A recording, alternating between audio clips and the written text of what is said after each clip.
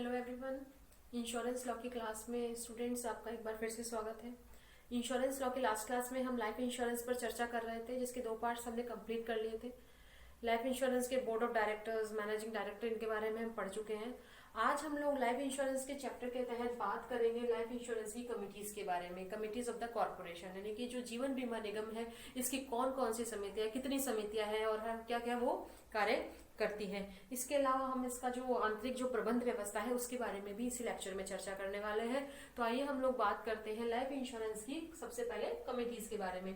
Committees of the corporation, corporation से हमारा यहाँ मतलब है लाइफ इंश्योरेंस कॉर्पोरेशन, यानी कि जीवन बीमा निगम, निगम की समितियां। ठीक है, तो सबसे पहले बात आती है कि जो लाइफ इंश्योरेंस एक्ट 1956 है, उसके सेक्शन 19 में इन कमिटीज के कॉन्स्टिट्यूशन के बारे में, यानी इन कमिटियों के गठन के बारे में व्यवस्था की गई है। कहाँ की गई है? लाइफ इंश्योरेंस एक्ट की धारा 19 में इनके गठन के बारे में व्यवस्था की गई है। और इनका जो गठन है, यानी इनका जो कॉन्स्टिट्यूशन है इन कमिटीज का, वो किसके द्वारा किया जाता है? It is done by the board of directors, यानी कि जो निगम का संचालक मंडल होता है, निगम के संचालक मंडल के द्वारा इनका जो है कॉन्स्टिट्यूशन किया जाता है, इन समितियों का गठन किया जाता है। क्लियर?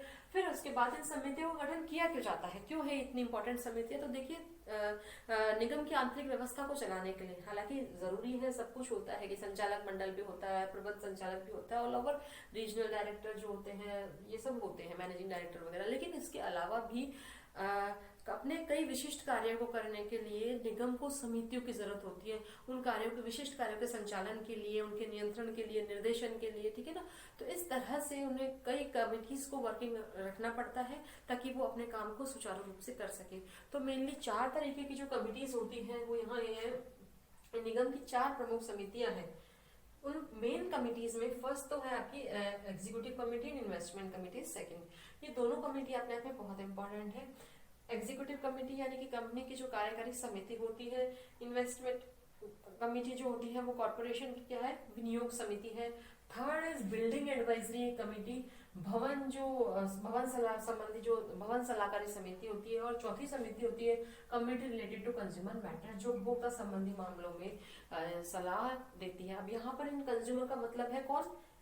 जिन्होंने, जो बीमित व्यक्ति है, जिन्होंने इंश्योरेंस करवा रखा है, ठीक है ना, वो भी कंज्यूमर के डेफिनेशन में आते हैं। अगर हम लोग कंज्यूमर प्रोटेक्शन एक्ट 1986 उठाकर देखते हैं तो कंज्यूमर प्रोटेक्शन एक्ट, क्योंकि हम जो कंज्यूमर के डेफिनेशन देखते हैं उसके अकॉर्डिंग जो इंश्योर्ड पर्सन है, जो बीमित व्यक्ति है, वो कंज्यूमर के डेफिनेशन में आता है।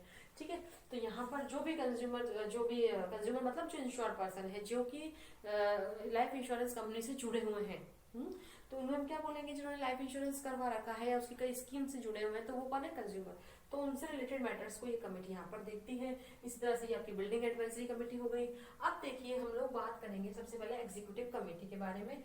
एग्जीक्यूटिव कमेटी यानी कि कार्यकारी समिति जो होती है, उसमें 5 सदस्य होते हैं, 5 मेंबर्स उसमें होंगे।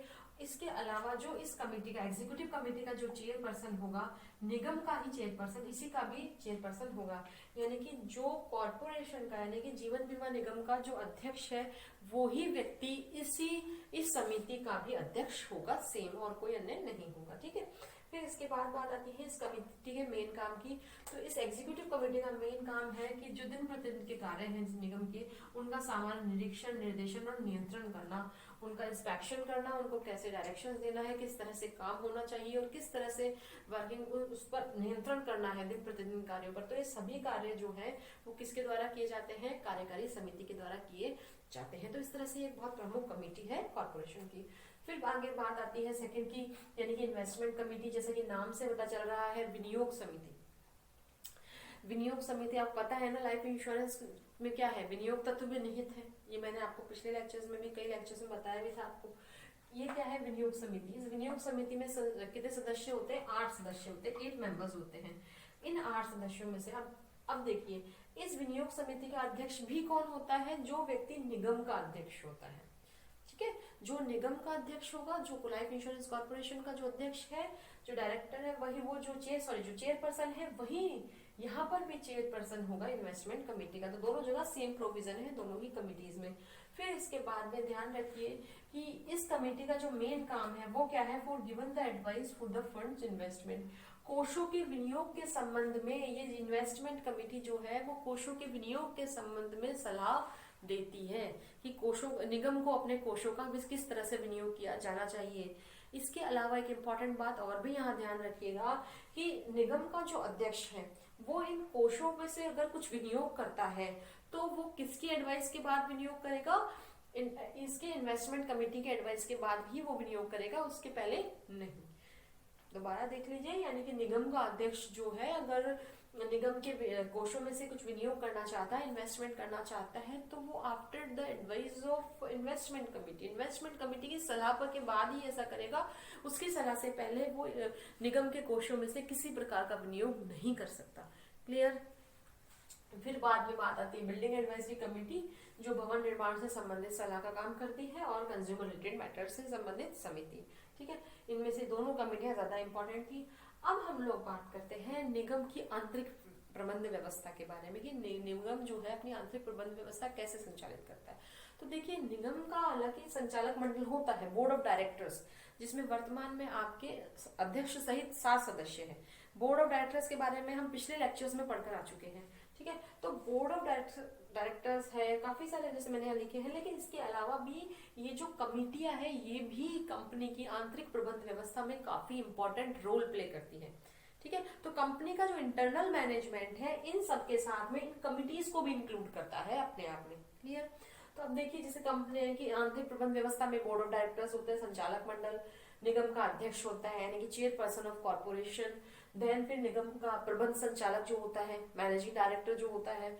इसके अलावा क्षेत्रीय प्रबंधक जो रीजनल डायरेक्टर होता है, जो क्षेत्रीय कार्यालय पर जो इसके लगभग 7 क्षेत्रीय कार्यालय है, और जो प्रबंध कार्यालय है, प्रबंध संचालक जो है वो मुंबई में है ही।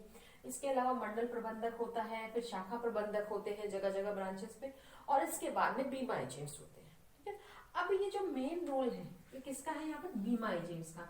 ये बीमा एजेंट्स किससे डायरेक्ट किससे मिलते हैं, कंज्यूमर से, यानी कि ये यहाँ पर यहाँ से उपभोक्ता बनना शुरू होते हैं। ठीक है ना, किसके थ्रू, बीमा एजेंट्स के थ्रू। तो बीमा एजेंट्स क्या करते हैं, विभिन्न स्कीमों के तहत, जो निगम की जो विभिन्न स्कीम्स है उन स्कीम्स के तहत जो है वो लोगों को से लाइफ इंश्योरेंस, लोग जो है वो विभिन्न स्कीमों के तहत लाइफ इंश्योरेंस करवाते हैं, अलग अलग योजनाओं के तहत वो इन्वेस्टमेंट करते हैं लाइफ इंश्योरेंस में, और बीमा एजेंट जो है उस पैसे को संबंधित शाखा में, जो भी पैसा उन्हें कंज्यूमर से मिलता है उनको वो संबंधित शाखा में जमा करवाते हैं।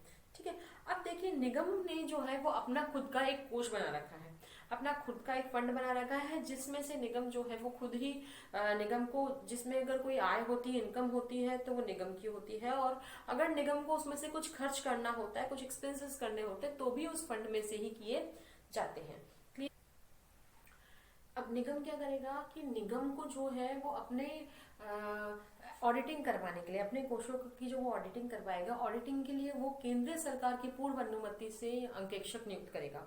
ठीक है, और अब जो ये ऑडिटिंग के बाद जो ऑडिटिंग की रिपोर्ट आएगी, उस रिपोर्ट को केंद्र सरकार को जमा करवाना पड़ेगा, उसकी एक प्रति केंद्र सरकार को भी दी जाएगी। क्लियर हो गई कि वो केंद्र सरकार की सहमति से अंकेक्षकों की नियुक्ति करेंगे, और अंकेक्षण का कार्य, जब ऑडिटिंग का जो वर्क कंप्लीट हो जाएगा उसके बाद जो रिपोर्ट आएगी उस रिपोर्ट को सेंट्रल गवर्नमेंट को जमा करवानी होगी।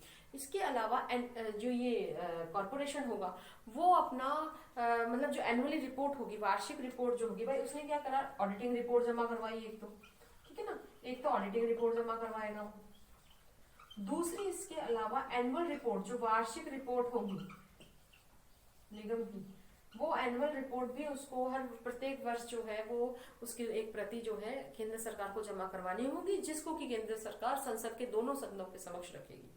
क्लियर हो गई बात। इसके अलावा निगम की अगर कोई भी एक्स्ट्रा इनकम होती है, एक्स्ट्रा इनकम मीन्स जीवन बीमा व्यवसाय के अलावा निगम को अगर कोई भी एक्स्ट्रा इनकम हो रही है, कोई एक्स्ट्रा प्रॉफिट हो रहा है, तो उस प्रॉफिट को वो केंद्र सरकार को भी जमा करवाएगा। ठीक है, तो ये थी आज की क्लास में जीवन बीमा निगम की समितियां, उसकी प्रबंध व्यवस्था से संबंधित इंपॉर्टेंट बातें।